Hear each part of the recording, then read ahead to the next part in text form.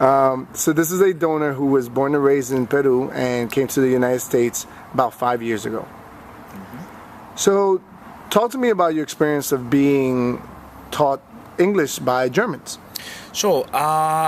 When we were in 5th grade, so that's elementary school here? No, middle school, right? Mm-hmm. Yes. We started learning English. That's our third language. And my first teacher was a German woman. She had a rather thick British mixed with German accent. And we went on with that kind of accent until we were in the 8th grade. And then we had a year in which we learned the American accent. And we had to talk in the American accent. And then we had a year after that in which we were taught to talk in the Australian accent. So, and then that's like 5 years after we started learning English, by the 5th year we were asked to choose what accent we wanted to continue with. And we just had to like stick to the accent.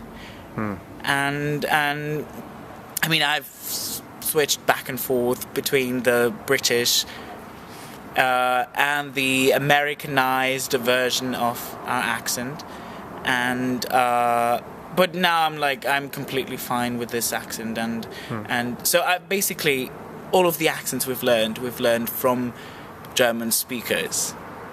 So it's, even though it was Americanized, it was Australian kind of English, it was influenced by German. So, yeah. If you, what would you say you feel most comfortable and you feel most connects to you? Which accent would you say? When I first came here, I used to talk like this.